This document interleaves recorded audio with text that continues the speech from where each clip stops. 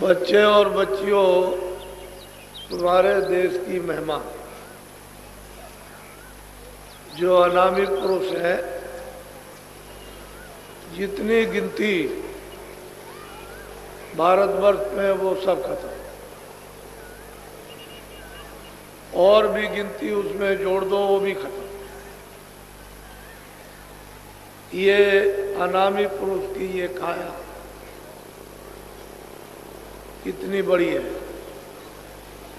सब गिनतियां खत्म, इतनी बड़ी उनकी काया। तो जो विस्तार होगा उनका वो बहुत बड़ा हो, उसी से कितने ईश्वर, कितने ब्रह्म, कितने पार ब्रह्म, कितने महाकाल, ये सब उसी के पैदा किए हुए। जितनी जीवात्माएं खचाखच,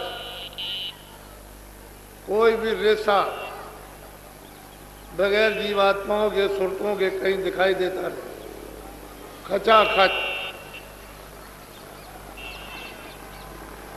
उन लोकों में भरा हुआ अथाह सागर।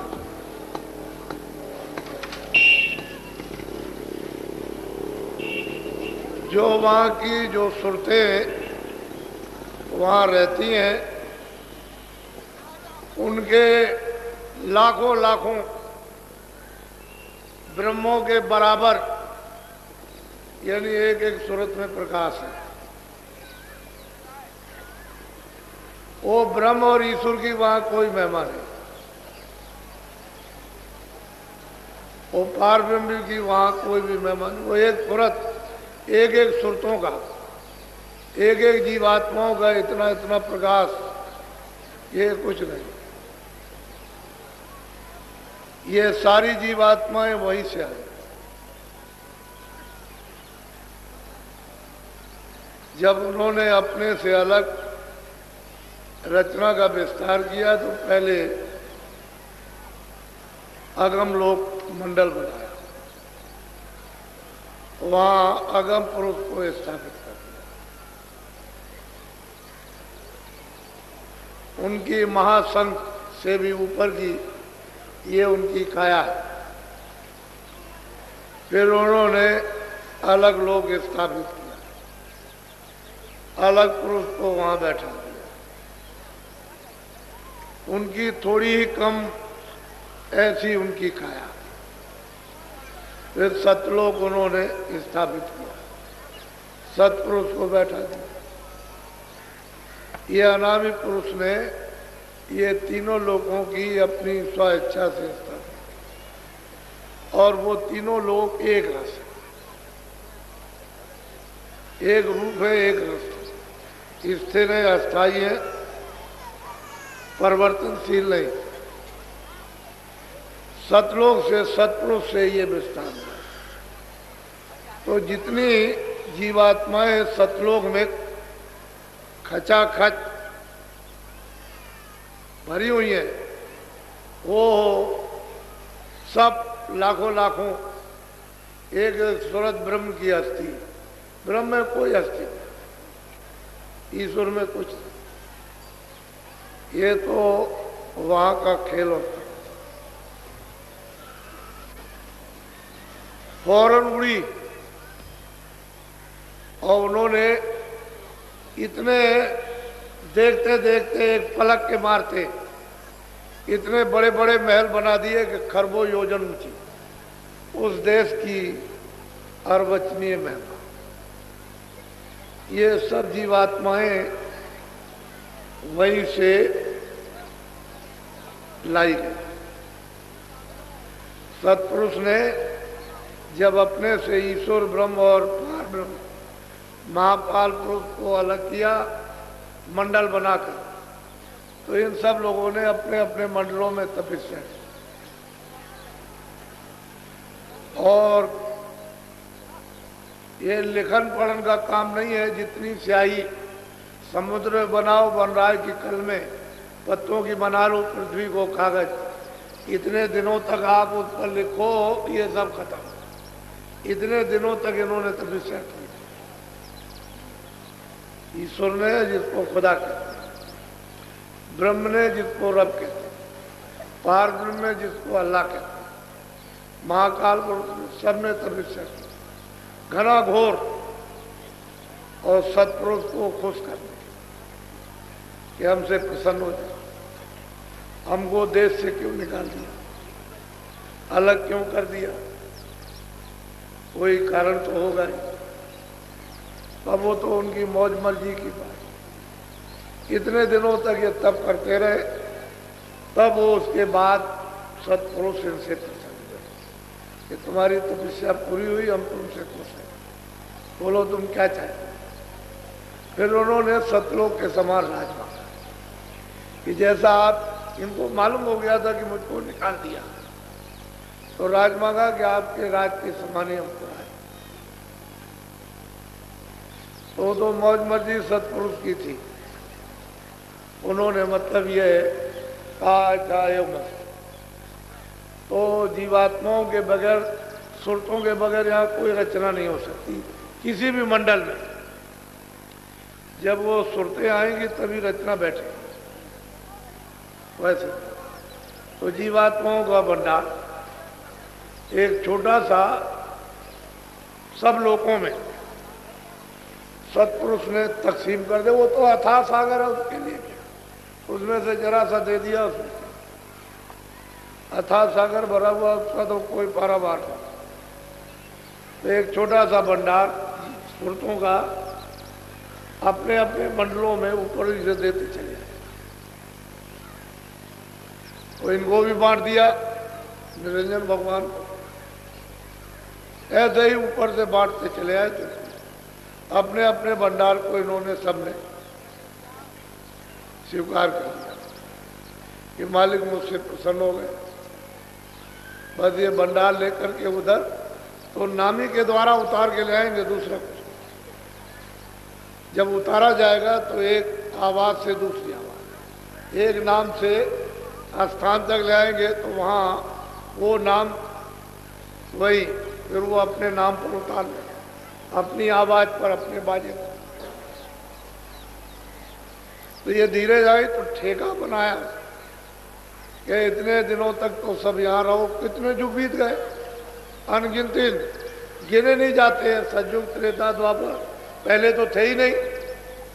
ये सतयुग द्वापर त्रेता कोई नहीं था, न कलयुग। कहते हैं अनगिनत युग बीत गए तो धीरे धीरे उतारा गया। पहले महाकाल पद में आए, फिर नीचे ब्रह्म पद में, धीरे धीरे ठेका बनाकर, ताकि एकाएक चली जाए तो यहाँ तो घबराएंगे, यहाँ लड़ नहीं सकते। तो धीरे धीरे उतार उतार कर धीरे धीरे फिर जब ब्रह्म स्थान पर ले आए तो वहाँ इनको बहुत आनंद में थे, कोई तकलीफ तो वहाँ थी नहीं। तो इन सभी जीवात्माओं पर एक कपड़ा डाल दिया, बहुत बारीक लतीफ। लतीफ कहते हैं झीना, शब्द, स्पर्श, रूप, रस, गंध, ताकि इनको इन चीजों का बोध हो जाए। शब्द का भी बोध हो जाए, रूप का भी बोध हो जाए, स्पर्श का भी बोध, गंध का भी बोध हो जाए, यानी पांचों चीजों का बोध हो। तो सूरत को मालूम तो हो गया कि मेरे ऊपर में कोई चीज फेंक दी गई, लेकिन वो इतना तेज, इतना प्रकाश कि उसमें कुछ पता भी नहीं चल सकता। कपड़ा डालते हैं, इसको कहते हैं कारण का। यही से कारण बीज बनेगा। शब्द, स्पर्श, रूप। पहले तो सूरत शब्द रूप थी, वो तो स्वयं ही शब्द रूप थी। उसको तो उससे तो दूसरे ही यानी अनुभव करते थे। तो जब यहाँ कपड़ा डाल दिया, धीरे धीरे धीरे धीरे शब्द, स्पर्श, रूप, रस, गंध, बहुत तत्वों तक। ये वहां के कितने युग बीत जाए, यहाँ के नहीं, तब तक वहां वो रहे। फिर नीचे उतारा गया तो वो जो मसाला था वो नीचे मोटा बनेगा, तो सूक्ष्म जब निरंजन भगवान के स्थान पर आए तो वहाँ एक है उससे थोड़ा मोटा प्रकाश, वहाँ भी है, वहाँ भी कोई अंधेरा नहीं है, तो मोटा कपड़ा डाल दिया, बहुत वो भी बारीक, शब्द स्पर्श रूप रसगंध और मन बुद्धि चित्त और अहंकार, बस 9 तत्व, ऊपर 5 तत्वों का नेतृत्व।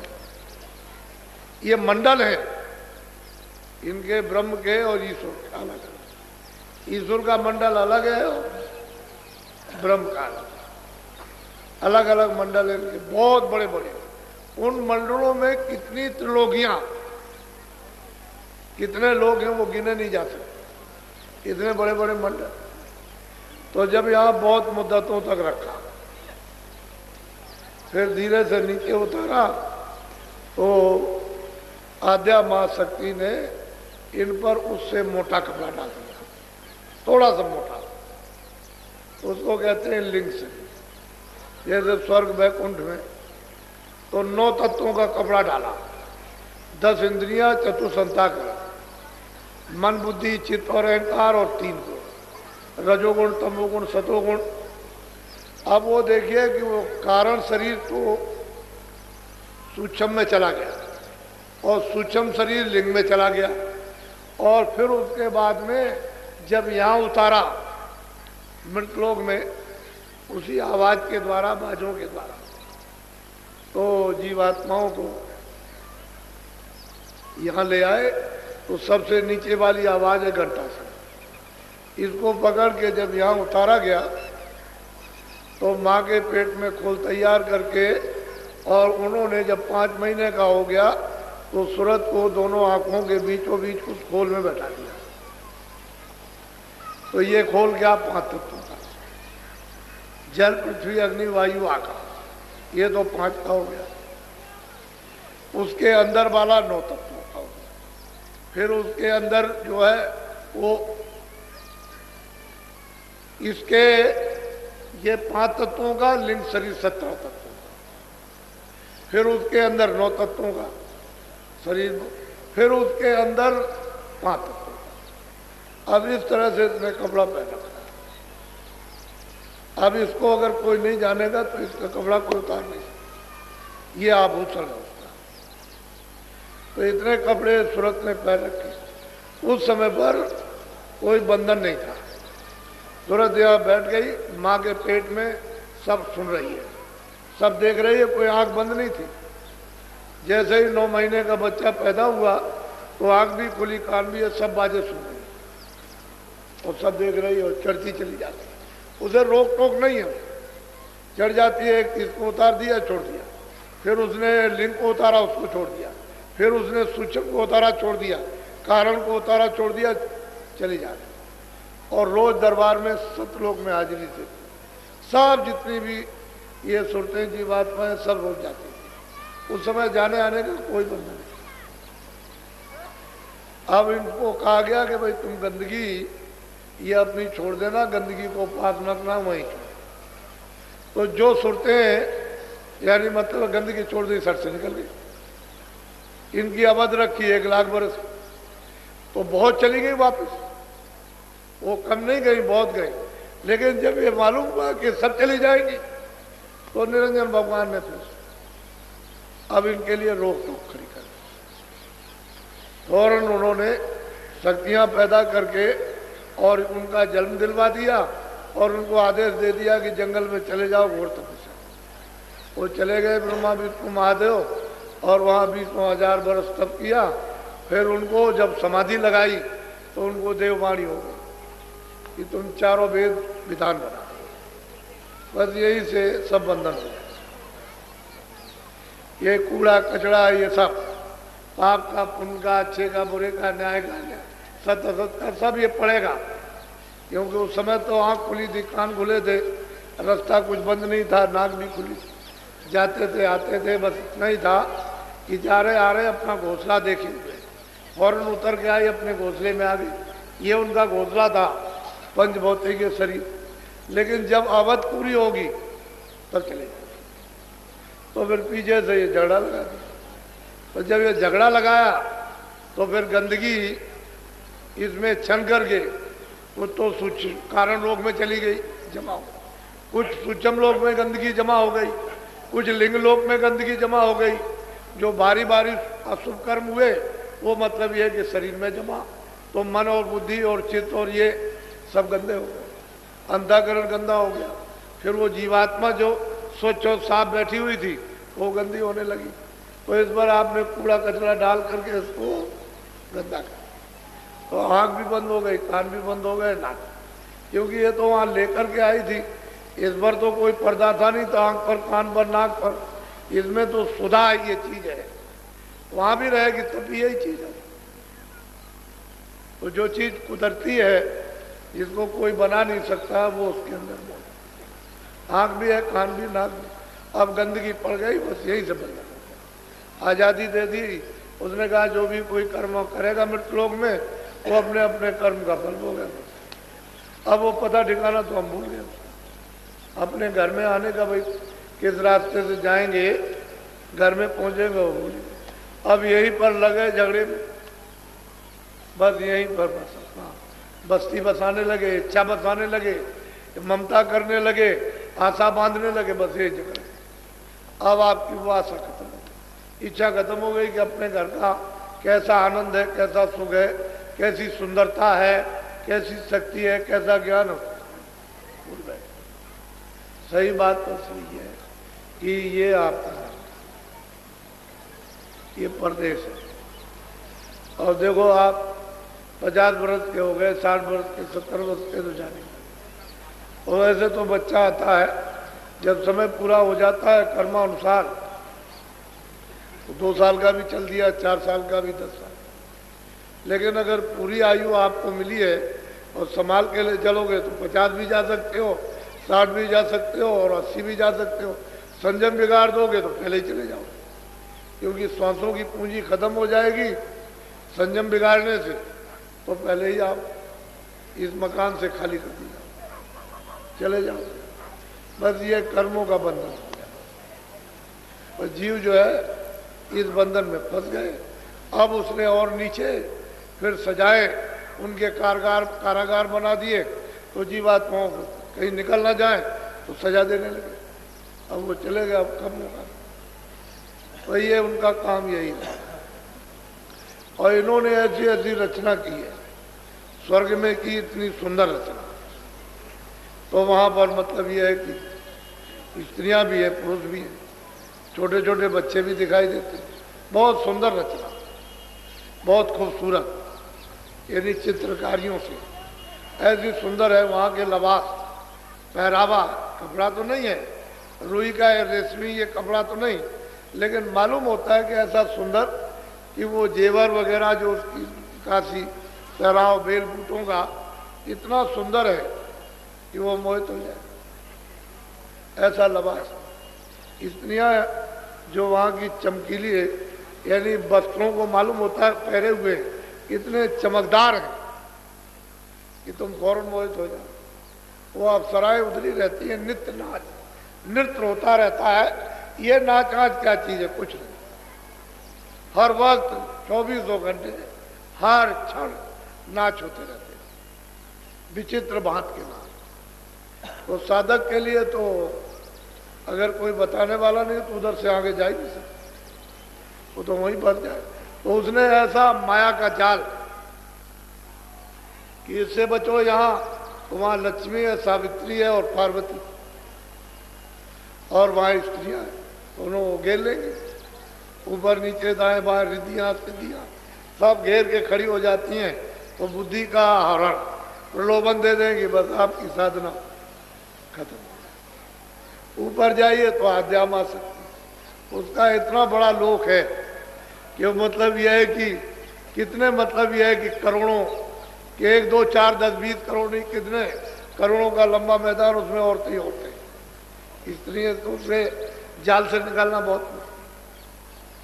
ये स्वर्ग वैकुंठ में कुछ नहीं है, जो आद्या महाशक्ति लोक में जो देवियां हैं, ऊपर में पुरुष है, निरंजन भगवान विराज, वो काहे को जाने देंगे किसी को। उनके ऊपर में वो माया वो सबको रोके रहती है, उसका भी माया रूप, स्त्री का रूप है वो भी। उसकी सुंदरता अनोखी विचित्र है, ऐसी सुंदर और मोहित करने वाली कि तुम्हारे ऐसे कितने मतलब ये है कि सब फना हो गए, वो जा ही नहीं सकते। फिर उसके ऊपर में ब्रह्म है, उसका मतलब ये। तो चीज ये है कि अंदर का राज किसी को पता ही नहीं, वो जानते ही नहीं। और आप क्या आपको मालूम है संसार में आप जब तक महात्मा नहीं मिलेंगे ये जीव बेचारा क्या करे? वही सूरत है जो हजारों लाखों करोड़ों ब्रह्मों की वो शक्ति और प्रकाश रखती थी, आज वो बूंद रूप से एक जर्रा, एक कण, उससे भी छोटी, हजारों गुना कड़के कर दी जाए उससे भी छोटी, वो मतलब ये है कि वो सूरत हो गई। और फिर उसका जो प्रकाश था वो सब इस जड़ में जज हो गया, लय हो गया।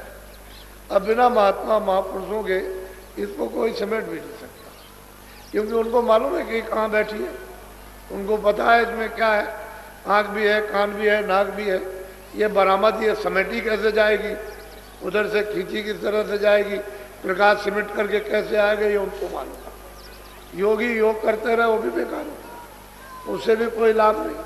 प्राणायाम किया नीचे से तो यहाँ आंखों के सामने आएगा वो, फिर यहाँ से ऊपर जाना तो वो मेहनत 60 बरस 70 बरस 80 बरस की बेकार हो गई, क्योंकि यहीं तक आना नीचे से फिर ऊपर जाना। अब संतों महात्माओं ने कलयुग में यहीं से जीवों को ऊपर उठा लिया, ये नाम की डोर को पकड़ो चलो यहीं से, इसमें कोई तकलीफ नहीं, कोई प्राणायाम नहीं करना, कोई शारीरिक तकलीफ नहीं, कोई परित्याग नहीं, कोई मतलब है छोड़ना छाड़ना नहीं, बस अपना सहज जो भी शरीर अच्छा के लिए पहनते हो खाते हो खा, उसमें कोई दिक्कत परेशानी। और सहज में इधर से अपना ध्यान तवज्जो हटाकर उधर लगा दो, बस इधर से पौधा उखाड़ो, इधर जो आपने ख्याल और ध्यान, इधर आशा और बासा आपने इधर फैला रखी उसको हटा लीजिए, इधर लगा दीजिए, तो इतने में तो काम बनेगा। बुल्ला साहब थे, उन्होंने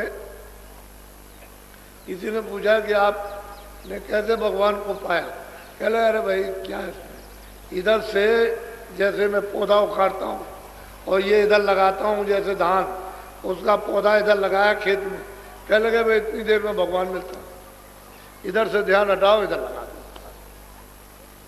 इतने में था।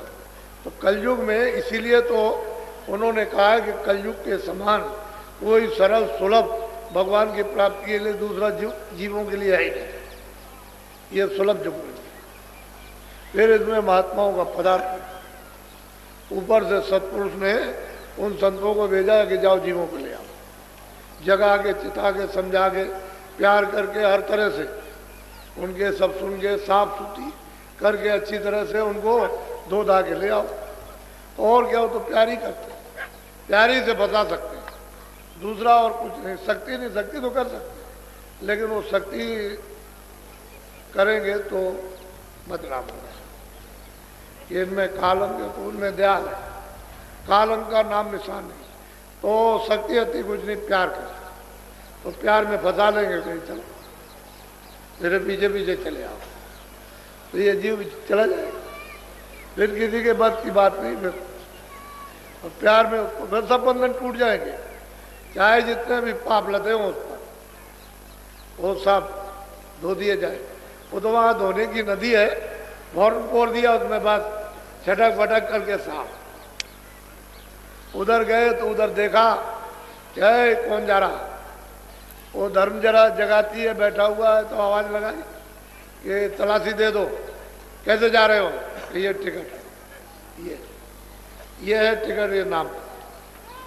तो कुछ है कि देख लीजिए, वो देखा उनका चिता, जब कुछ झाड़ा लेगा, क्योंकि वो तो गार्ड जगाती सबका झाड़ा लेता है, जैसे वो डिटेक्टर लग जाता है कि तुम उधर जा रहे हो तो दिखाओ कुछ है तो नहीं तुम्हारे पास, हथियार वगैरह कुछ बम बम, तो तलाशी लेते हैं तो सब जो जाता सब। ऐसे उधर कोई भी जाएगा सब, जब कुछ नहीं निकलेगा कैसे, कुछ नहीं कर सकते।